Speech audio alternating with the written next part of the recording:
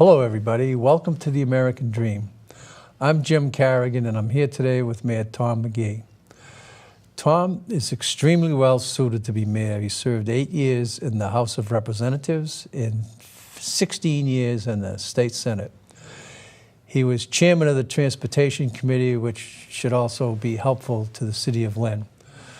Tom, I saw you speak about a month ago to the Lynn Business Partnership.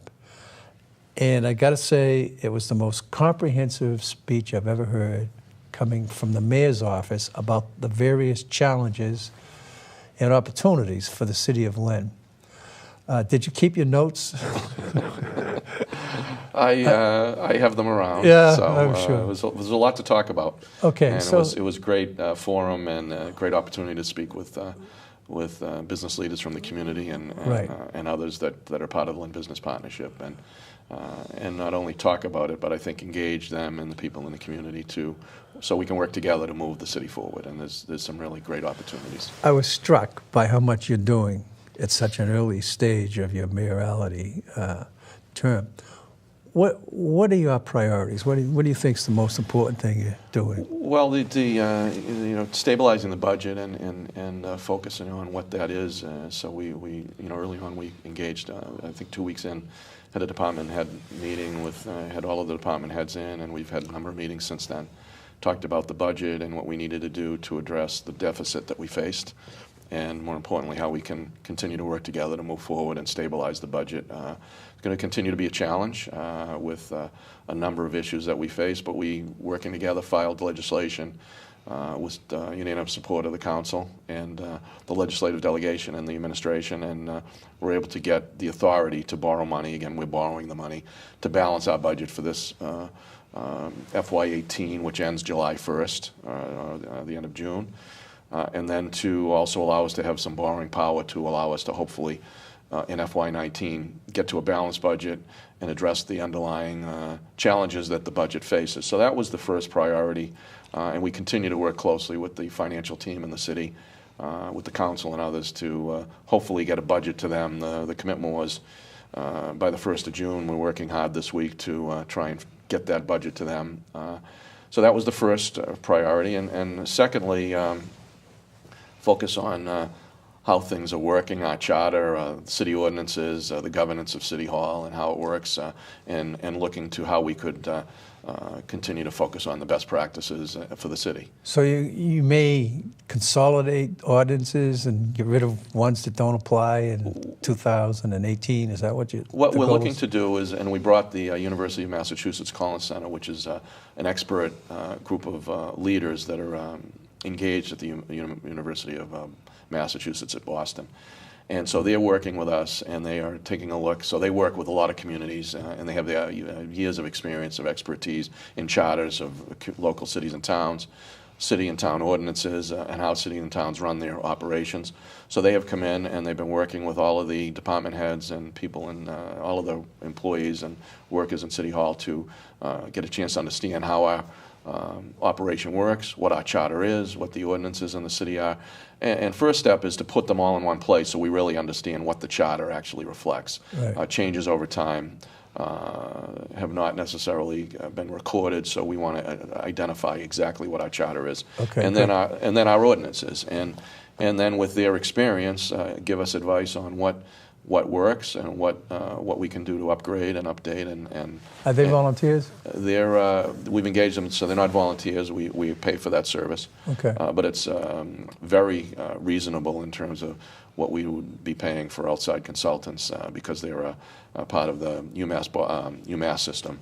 But they do this around the Commonwealth, and so we've engaged them on that piece. So they're actually, I'll be meeting with them Friday to see get some of the feedback as they've been doing their work. We've also engaged them to help us create a capital plan, a 5-year capital plan, and then work with us to determine what the right policy should be as we start to do some bonding to address the infrastructure needs of the community, which is important as well. So we're working with them to address some of the issues that the city faces and help us take positive action moving forward.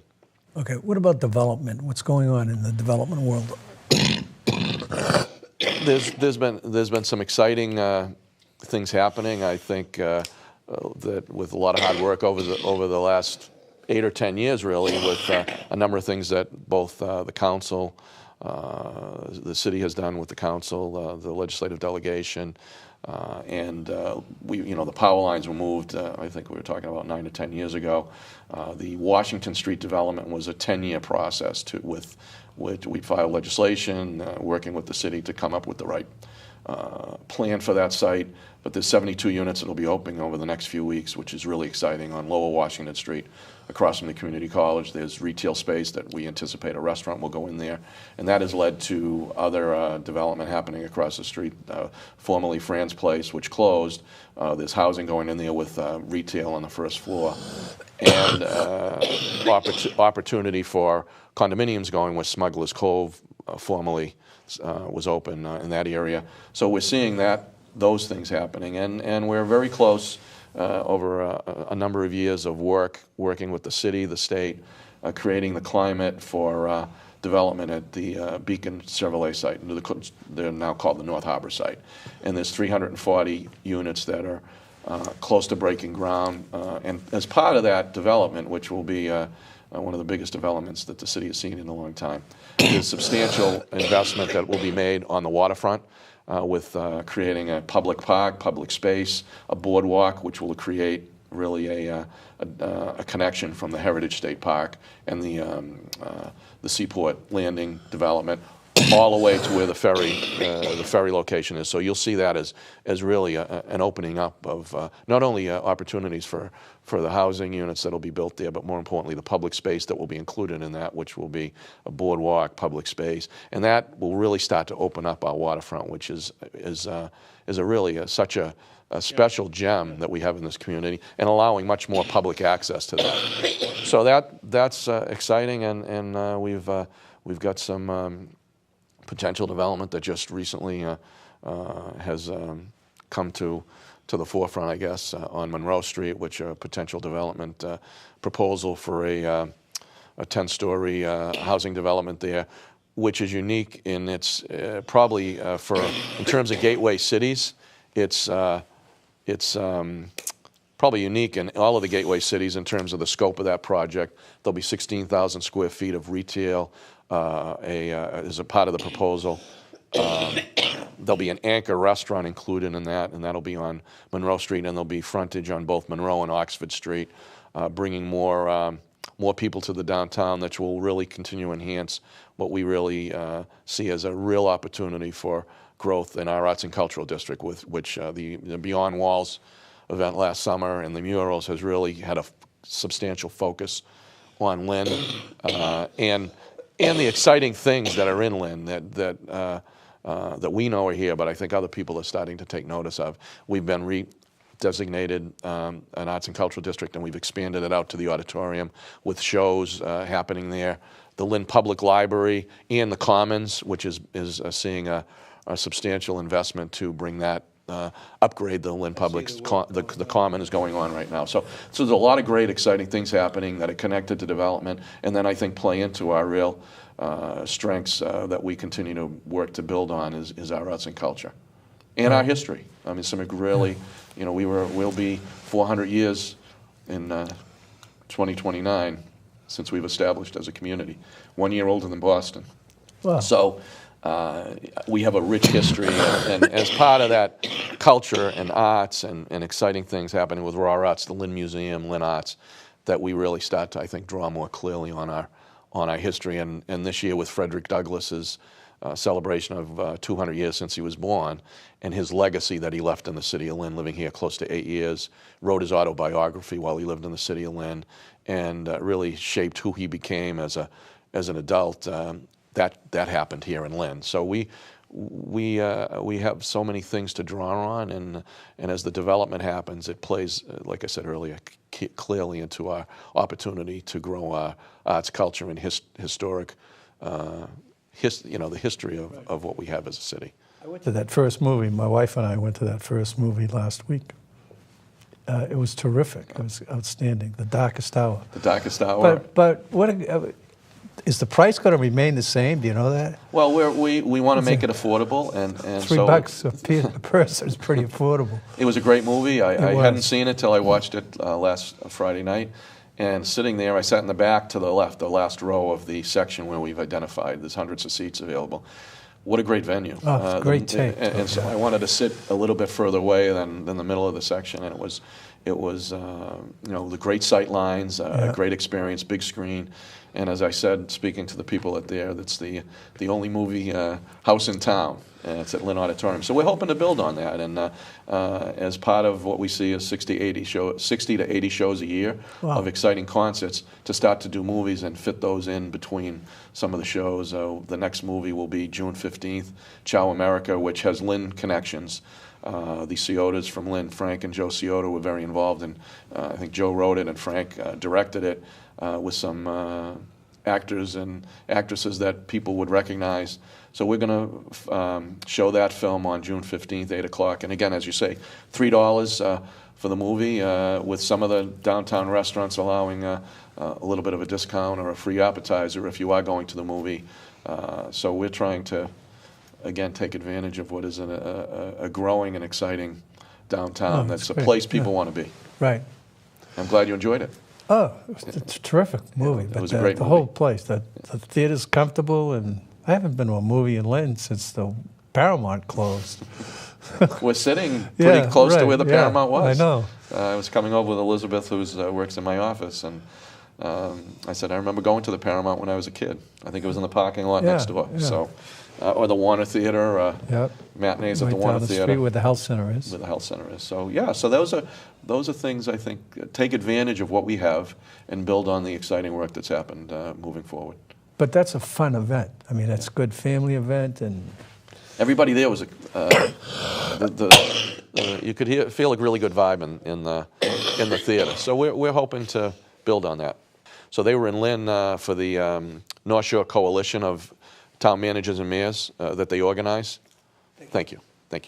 So they were in Lynn yesterday for their meeting. It was great to have them in Lynn, and one of the discussions that continues as I've been working closely with them since I got elected mayor in January is transportation, and not only transportation for Lynn, but regional transportation. So that was a real topic of discussion yesterday. How do we upgrade what we have here on the North Shore? And for us to really start to focus on the needs of the region, which have,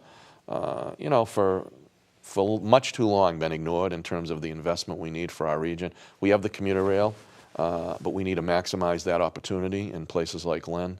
We have Salem has been a very successful water ferry operation. It's more transportation, it's tourism, it's commuting. They've really taken advantage of that from May to October. So whether it be water transportation from Lynn and Salem and Beverly and Marblehead are looking to those options.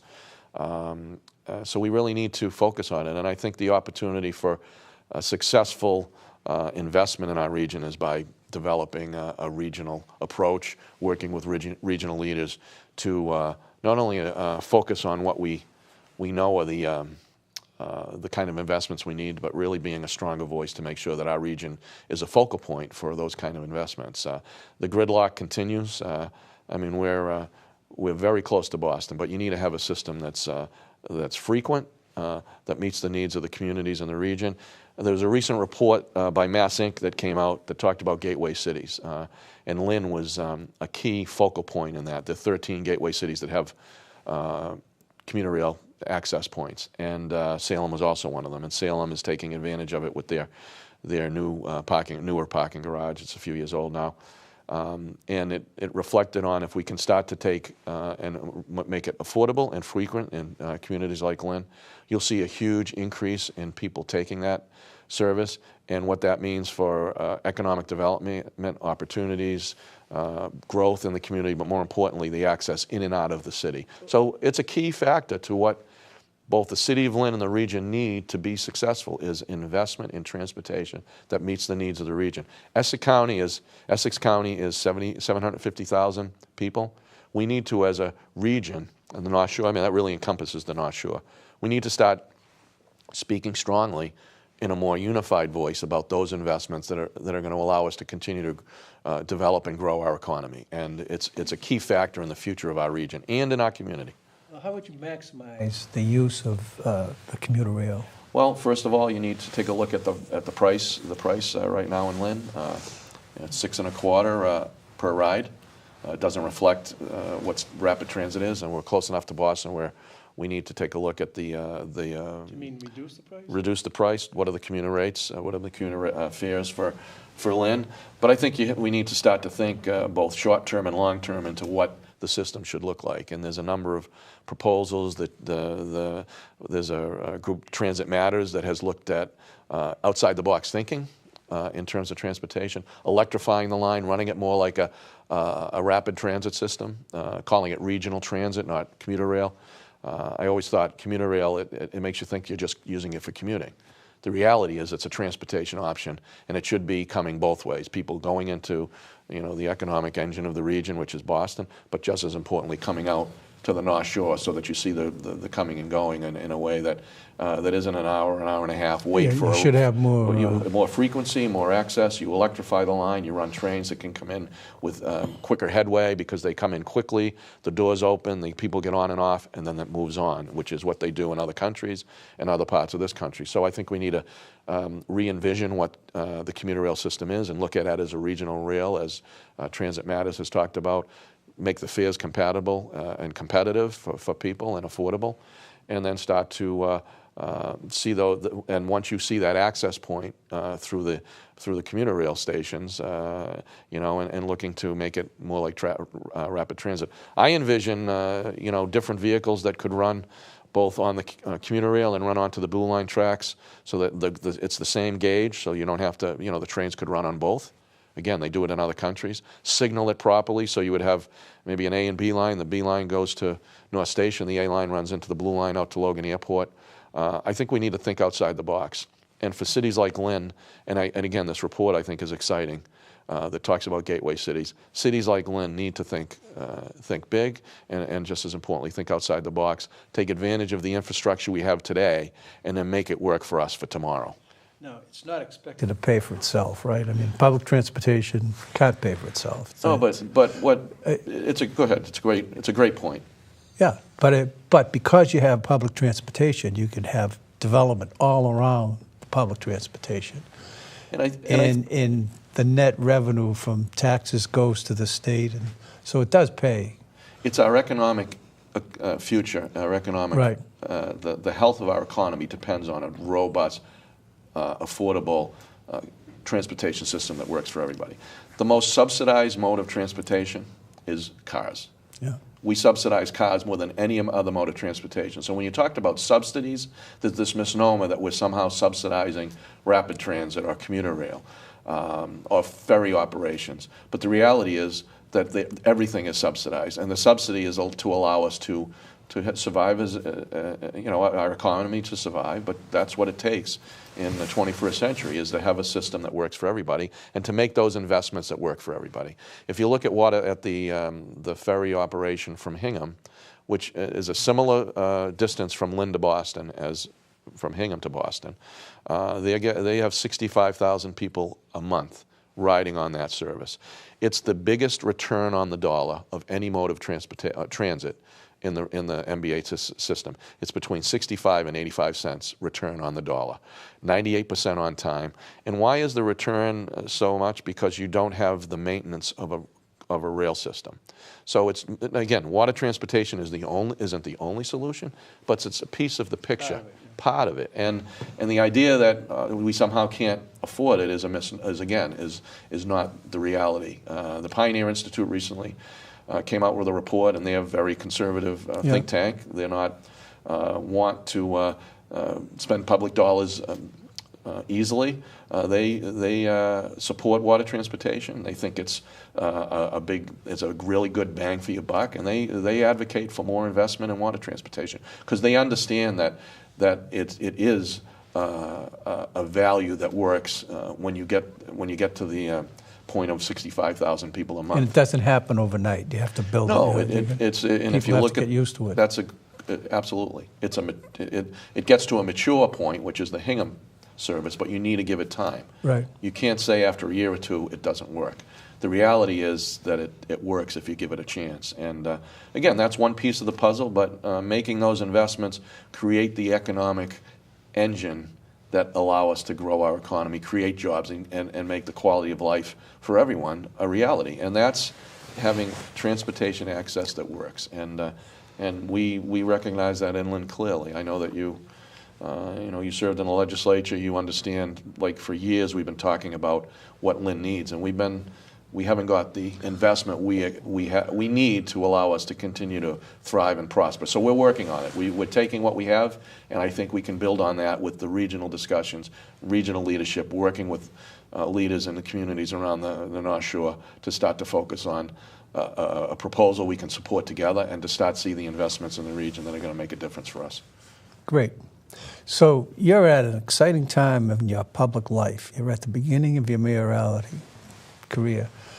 In your hiring staff, you've got a whole new staff. Well, actually, some of them came with you from the legislature. Tell us about your staff. I've got 4 staff. Definitely could use more. We're pretty overwhelmed. Megan Hamill's my chief of staff. She was working with me in the Senate.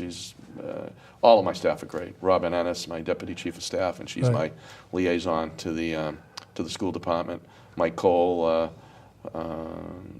Lynn guy, Holy Cross grad, 24. He's been a great asset. And Elizabeth Gavasios, who's ran for school committee, worked for John Tierney and Senator Warren, and was very pleased to see she was willing to come back and work in my office. And she's doing a lot of my communications work. And again, I've got a great team. We'd like to build a little bit on that, but with the financial challenges we face right now in the city. But you do need a vibrant and strong staff to make things happen. It's a big city, and for us to get to be able to be there for the constituents and work with all of the leaders in this community, we need to have a good staff, and I'm very lucky to have a good team. So he's not on your staff, but the new superintendent of schools is a great pick.